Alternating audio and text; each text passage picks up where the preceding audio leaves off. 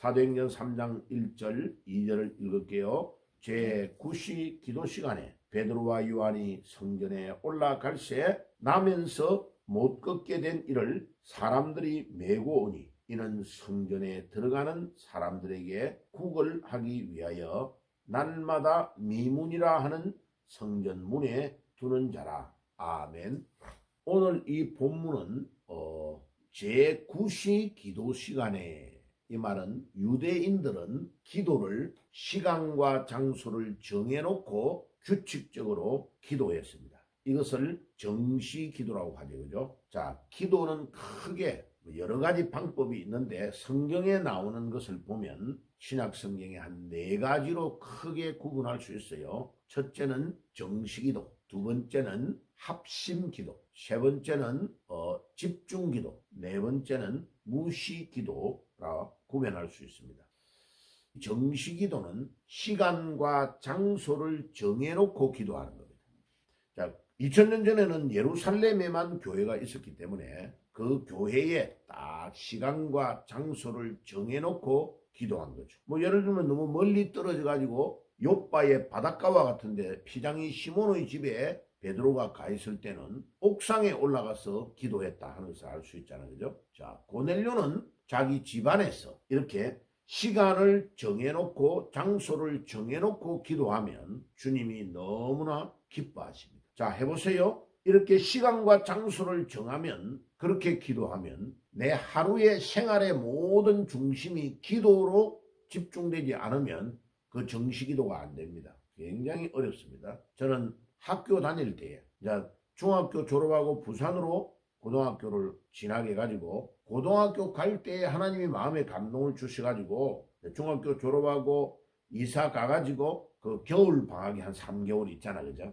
자, 그때에 이제 기도를, 내가 늘 매일마다 교회에 가가지고 기도하고 학교 가고 돌아올 때에 교회에 들려서 기도하고 와야 되겠다. 이렇게 마음을 먹었어요. 그때는 뭐 통행금지가 있었잖아요. 밤 12시부터 새벽 4시까지는 뭐 마음대로 막 움직이면 또 안 돼요. 그죠? 자, 그런데 그렇게 마음을 정해놓고 매일마다 학교에 가는 방향과는 전혀 반대 방향으로 가야 돼요. 교회가 가가지고 기도하고 거기서 바로 가든지 안 그러면 집에 돌아와서 도시락 챙기고 아침 먹고 빨리 가는 거죠.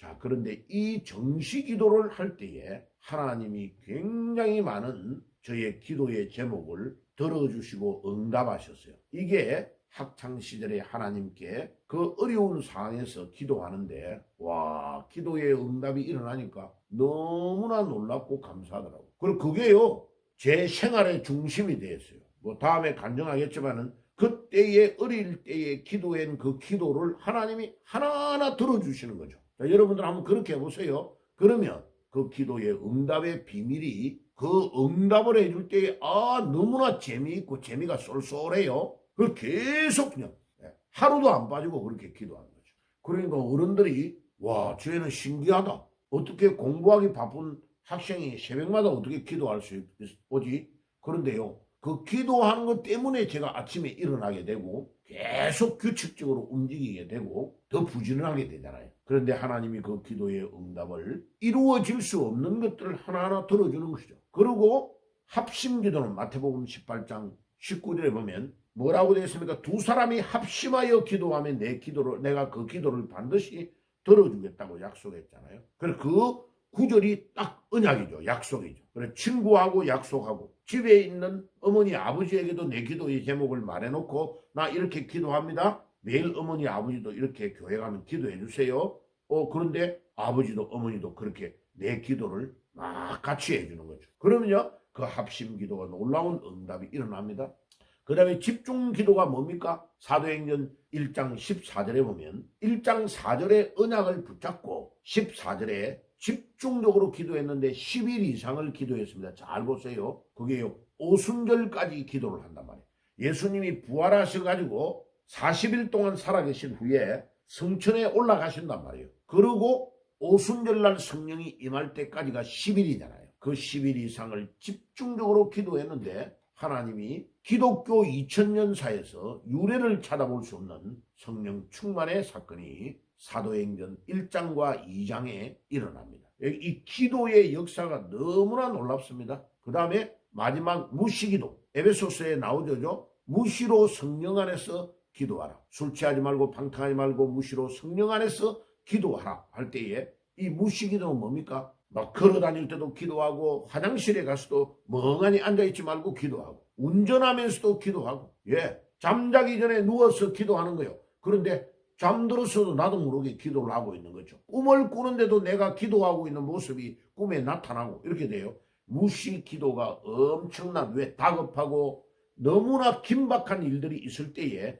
이 무시 기도를 하는 거죠. 하나님은 그 기도를 들어주십니다. 자, 그럼 보세요. 사도행전 3장 1절과 2절의 제9시 기도 시간에 이 말은 유대인들은 하루에 3번, 많이 하는 사람은 하루에 5번씩 규칙적으로 정해놓고 한 거예요. 자, 이거를 마호메트가 사우디아라비아 메카 있는 데서 자기가 이렇게 그 당시에 예루살렘으로 여행을 한 거예요. 여행을 해가지고 보니까 유대인들이 규칙적으로 이렇게 기도하고 있거든요. 거기에서 배워가지고 지금 마호메트 회교가 하루에 5번씩 메카를 향하여 기도합니다. 이 사람들은 가짜 종교예요. 우리가 믿는 진짜 하나님을 믿는 것도 아니에요. 그런데 이슬람권에 가보세요. 저 튀르키예나 중요한 나라에 중동에 중요한 데 가면요. 딱 시간이 되면 곳곳에 회당에서 학성기를 틀어놓고요. 하면서요. 소리가 막 들려요. 그게 기도하는 시간이에요. 그래서 보면요. 아무것도 제대로 그것도 없는데 이 사람들은 메카를 향하여 땅에 엎드려가지고 큰 대자로 엎드려가지고 그렇게 기도를 합니다. 봐요. 아무것도 없는 죽은 종교, 가짜 종교가 정시 기도를 하면서요. 중동 지역을 싹 다 점령을 다 해버린 겁니다. 그런데 우리 기독교는요. 성경에 나오는 이 정시기도, 합심기도, 집중기도, 무시기도를요. 다 놓쳐버렸어요. 유대인들은 보세요. 제9시, 제12시, 그 다음에 15시 이렇게 기도를 하루에 정해놓고 3번 이상을 집중적으로 기도한 거예요. 그래서 기도에 놀라운 응답이 일어나게 된 겁니다. 그러면 사도행전의 3장 이하에 지금 일어나고 있는 모든 것들 1장부터 언약을 붙잡고 1장 4절에 1장 14절에 집중기도한 것이 성령의 놀라운 역사로 일어나고 있는 사도행전의 역사가 기도의 역사입니다. 그래서 기도가 얼마나 중요한지를 잘 알아야 됩니다. 요한 1서의 요것과 연결이 되는 요한 1서를 한번 가볼게요. 요한 1서에 가서 제가 성경 구절을 한번 읽어볼게요. 요한 1서 1장 3절에 보세요. 우리가 보고 들은 바를 너희에게 전하면 너희로 우리와 사귐이 있게 하려 함이니 우리의 사귐은 아버지와 그의 아들 예수 그리스도와 더불어 누림이라. 우리 하나님의 소원이 뭐냐면 우리는 열심히 일해야만 성공하고 우리는 열심히 뭔가를 해야 대단한 일을 해야 놀라운 일들을 일으킬 수 있다고 생각하잖아요. 그런데 하나님은요. 아무 것이야 네가 대단한 거나 하기를 원하지 않아. 난 네하고 내하고 소원이 있는데 네하고 내하고 사귀고 싶어. 우리 하나님은 요한 1서에 보면 우리가 보고 들은 바를 너희에게 전하면 너희로 우리와 사귐이 있게 함이니 하나님하고 우리하고 사귀지. 여러분 오늘 이 아침에 우리 주님께서는 나에게 대단한 것을 요구하는 게 아니고 내하고 사귀자는 거예요. 여러분들 처녀총각 사귈 때 한번 봤습니까? 그 추운 겨울날도요 미니스커트 입고 다니면서 추위를 몰라요. 사랑이 그렇게 대단한 거예요. 엄청 더운데도 더운 것도 모르고요 손잡고 가고 있어요. 우리 하나님이 나를 향한 소원이 뭐냐? 우리와 함께 사귀제. 그 사귀는 게 뭔지 압니까? 제일 중요한 게 기도입니다. 우리와의 사귐은 아버지와 그의 아들 예수 그리스도와 더불어 누림이라. 우리 예수 그리스도와 우리가 더불어 누리는 제일 중요한 것이 뭐냐? 기도입니다. 기도. 7절에 가보세요. 7절에 그가 빛 가운데 계신 것 같이 우리도 빛 가운데 행하면 우리가 서로 사귐이 있고 그의 아들 예수 그리스도의 피가 우리를 모든 죄에서 깨끗게 하실 것이요. 아멘. 여기에서도 예수 그리스도와 사귀자는 거예요. 여러분 오늘 이 아침에 하나님이 우리를 향하신 제일 중요한 소원이 뭐냐? 우리 주님과 내가 사귀자는 거예요. 그 사귐의 제일 중요한 첫 번째 일이 기도입니다. 기도. 그 다음에 말씀을 또 읽는 것도 사귀는 거죠. 우리 주님께서 나에게 말씀하신 것을 내가 묵상하고 그 말씀대로 지키면 아이고 아무것이가 너무 잘한다.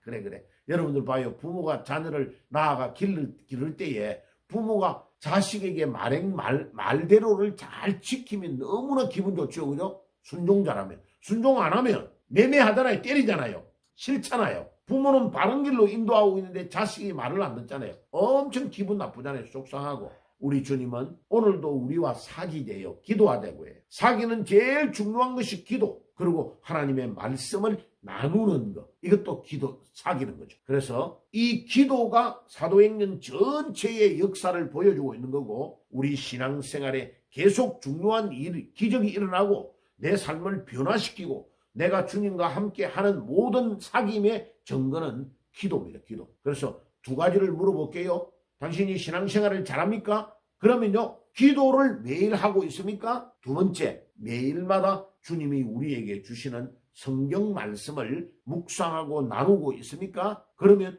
여러분들은 신앙생활을 정상으로 하고 있는 겁니다. 목사님, 나는 바빠서 그 못하고 있어. 아이고, 말이 안 되는 겁니다. 아무리 바빠도 우리가 숨 안 쉬고 있는 사람이 있습니까? 우리 신앙의 호흡이 기도입니다. 그 다음에 우리 주님과 함께 음식을 먹는데 그 음식이 하나님의 말씀입니다. 아무리 바빠도 배고프면 밤에 자기 전에도 라면 끓여 먹잖아요. 왜? 먹어야 사니까요. 밤에 잘 때 배가 너무 고프면 잠이 안 오잖아요. 그래서 막 밤 10시 됐는데도 뭐를 먹고 자잖아요. 잠이 오게 하려면. 그만큼 먹는 양식이 중요한데 우리 영혼의 양식이 하나님의 말씀, 우리 영혼의 호흡이 기도인 줄 믿습니다. 오늘도 말씀과 기도에 전무하는 삶을 살아가시고 오늘도 승리하는 하루가 되시기를 주의 이름으로 축복합니다. 아멘.